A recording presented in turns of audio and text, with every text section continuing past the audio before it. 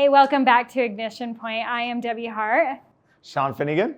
And today we have the Pace Morby here. Oh my gosh. Tell them about Pace Morby. Super excited to have you. One, I've been consuming your content for so long, and I absolutely love it. And I'd love to spend a little bit of time at some point in this interview talking about how you do that, because just the science behind it, some of it, where it's like so fascinating. You're pulling up in a car, you're moving, there's so much action. I mean, I'm definitely not Mr. Beast, but we do all right. No, you're doing well. And it's not just your applicable business content, but I love that you humanize some of your content with the kids in there and your recent flamingo story about women. That was very moving. Thank you. So you have a diverse, way of reaching your audience. Yeah, the flamingo thing was interesting. I have a mom that has 12 kids. I'm one of 12 kids. And I just watched my mom go through all those things. And when I found out that flamingos lose their color, I was like, how do I not talk about this? So anyway, yeah, I think that post got like 50 million views or something like that. Because they're giving to their children so much so that they can't really sustain their own energy. That was fascinating. They lose all their color, You will bring that up. So it really humanizes your content in addition to providing all of those resources about creative financing and subject to that you're known for. We love that you do that. We're also honored to have you here. As we're sitting here, look at these cars pull in. Pace is doing a meet and greet, and I asked him how many he does because this is so cool. A lot of times you see these guys on YouTube and social media, and they never talk to their fans and engage. Right. And I was like, how many times do you do this? Because we'll have 250 people down in this room here. And he said 110 last year. I did 110. 110 meet and greets. I did 110 meet and greets in 110 different cities. So why do you do that? Is it because personal relationships are important to you? Yeah, for sure. I did a personality profile test because I wanted to know, why the heck do I want to do this? It's not something that I'm like, oh, here's the recipe for. You don't need to, yeah. I crave it. I want to do it. And there is something in my personality that just desires to want to go out there and talk to people, collect stories and hear what's going on. Also, when you start in real estate is challenging, just like anything else. And the thing that really got me over some of my issues was somebody else pulling me through the fire.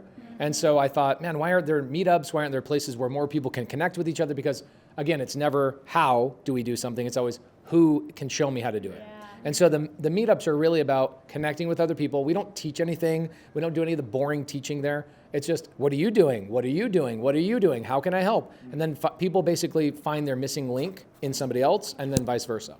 Very cool. So you're kind of like a catalyst that magnetizes all these people together, but you really just kind of let them figure it out. I let them do their thing. Let them connect. To give you kind of a high level, we've had, 30 or 40 people meet at these and get married and have kids. Woo! Love connection. Which is very cool to watch people connecting with each other. You're responsible for other humans being on this planet. Which is weird. Yeah, that is. But yes, we 100% are. And then we've had people, probably a good 300-400 people have said, I've found my business partner at these meetups. I found lenders at the meetups. I found people that work for me at these meetups. Scale business because of it. There you go. Yeah. Tell us about, you mentioned it was hard times in real estate. Tell us about an example of something you've been through, and like hard time real estate, or launching your brand, or whatever that looked like. How you push through that, because that's what people need to hear when it gets tough. When I learned how to get into real estate, I had this belief that I didn't deserve it. So at the time when I got into real estate, I was a contractor. So I had 200 employees and I was working for big companies and I was doing their rental work. So they would buy a property to turn into a rental and my company would go in and do the renovation. And then I learned real estate through all of this. Somebody physically showed me how to get into real estate. And you would think, oh my gosh, you're making money in real estate. Why not shut your construction company down? I stayed involved in construction for 4 years longer than I should have because I didn't believe in myself. Yeah. I thought, okay, well, real estate's something that I have to go create, right? I have to put creative energy into it in order for it to be successful. Construction, I basically just take orders all day long. People tell me what to do, and I felt comfort in knowing that if somebody tells me what to do, at least I don't have to wake up tomorrow wondering what the heck am I going to do to pay my bills. And so it was a self-belief issue. So this goes on for 4 years. I had real estate and construction going on for 4 years simultaneously. And then one of my biggest construction clients files bankruptcy to the tune of $16 million, and I lost everything. And I think it was the greatest day of my life professionally because somebody up there, universe, Buddha, God, whoever it was, said, dude, I've been trying to get you out of construction for 4 years. Now I got to freaking have this guy file bankruptcy and you lose everything. that's how I basically, it was the day my daughter was born, I received a letter from my biggest client saying he's filing bankruptcy. And here I am, my firstborn child. I'm going to the hospital, and a bankruptcy letter is sitting shotgun with me in the car on the way to meet my wife at the hospital. And I didn't tell my wife about it for 3 months.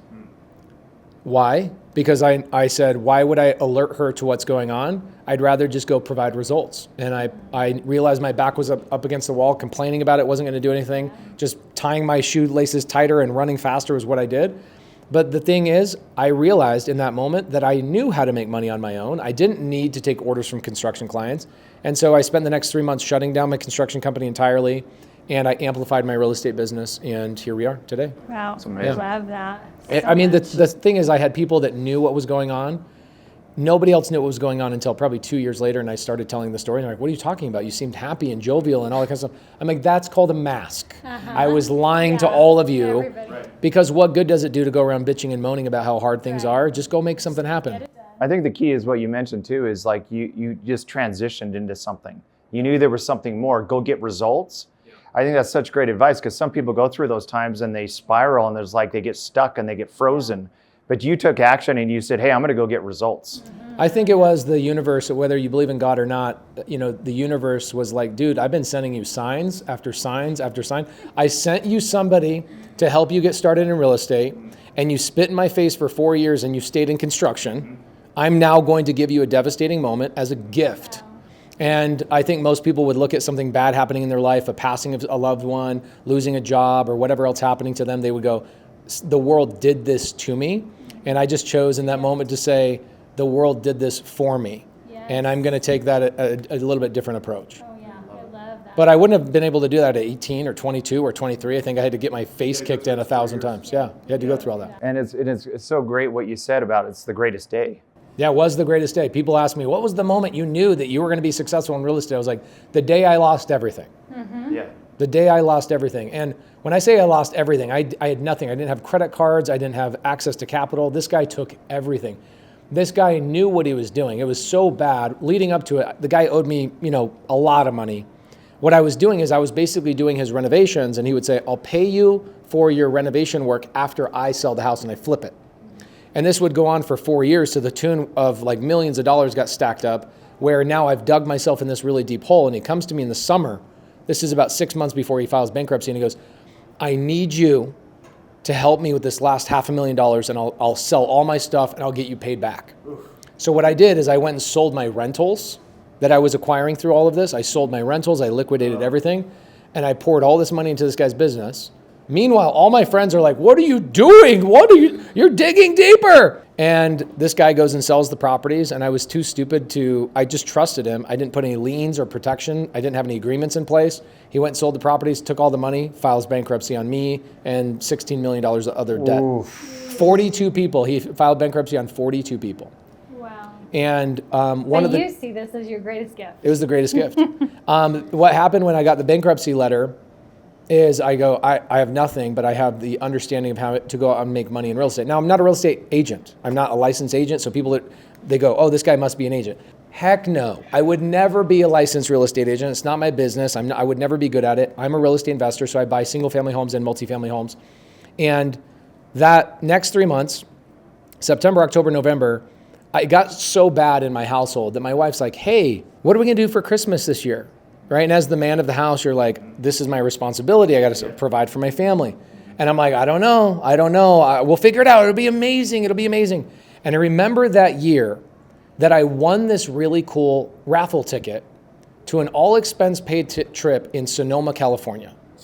Okay, but check it out. I run to my desk. My wife asked me this is the beginning of December, and I run to my desk. I go, oh my gosh, that's right. We have an all-expense paid trip. They'll pay for the flights, the hotel, the thing.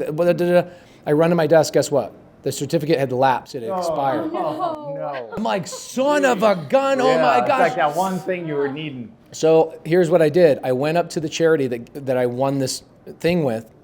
It was a big charity auction is what it was. And I go into the office and I'm talking to the lady. And she's like, we have never in our life ever extended these.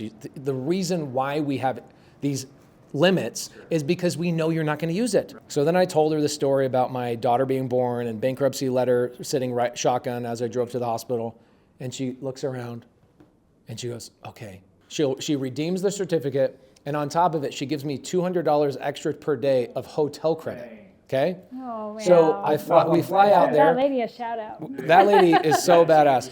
She gives me, I get my flights, we get a car, we get the hotel taken care of, and we get $200 hotel credit. And I call my wife and I go, hey, we're gonna do all expense paid trip to Sonoma County. We're gonna go to this amazing hotel, So we get to the hotel, we're staying there. My wife's like, let's go explore the town. Let's go find a restaurant. I'm like, how about this? Let's just cuddle with our baby in the hotel and let's order. Let's do some credit. For 5 days, I used the $200 credit. Wow. And the good thing is by the time I had got home, I had a real estate transaction that was about to close, and I made $10,000 on that transaction. I got back on my feet and I rebuilt everything. And that was 60 months ago. And so about 5 years ago. And in those 5 years, I acquired $500 million in real estate and now have 600 employees. I went from 0 to 600 employees in less than 6 years. I know you got to get on stage here soon. So before you leave, just what would you say, someone who's looking to become an influencer, at least to get content out there, what would you say are the top tips you can give them? Okay, so number one, don't look at the algorithm. Stop looking at the views. If you are in my niche, you don't look at views. Okay, views do not matter for us. What matters for me is what are you looking for? And what I'm looking for is I'm looking for more real estate deals. I'm looking for opportunities. I'm looking for people to be inspired to come and join my team, right? I want to build my company. I don't care about views. That's not my channel. There's other people that will go do really cool, fun things like Mr. Beast, that views is everything, right? So that he can go do philanthropy and all these other really cool things. For me, I'm a real estate guy. If I hit 500,000 subscribers, I'm at 250,000 subscribers, but in real estate, that's massive. Yeah. So I would say forget about the views and speak to the earlier version of yourself. What did that younger version of yourself need to hear today? And so every time I buy a house or I do a deal or something happens in my business, I go, the earlier version of me needs to hear this right now. And I essentially look at my YouTube channel as a time machine to speak to an earlier version of myself. And if you create your channel that way, there's going to be people in the game that are coming up going, oh my gosh, I needed this. I'm like, yeah, I know, because I needed it. Because I was you. Yeah. So that's my channel. And other people might look at me and go, oh, Pace's channel only gets 5 million views a month, and other people are getting 5 million views per video. Guys, they're completely different things. Views for me is not what I'm looking for. It's the relationships, resources, and the people that I get to recruit from my content. So powerful. It's been an honor to have you here. Thank you, honor guys. to see you do your meet and greet with your fans. Yeah, this is going to be fun. Thank you for taking the time. Thank you, guys. Appreciate you. If any of you watching today have any doubts that your current CPA is not helping you take 100% advantage of the deductions you deserve and helping you stay compliant with the IRS, then don't hesitate to get involved with TaxHive today. You won't be disappointed.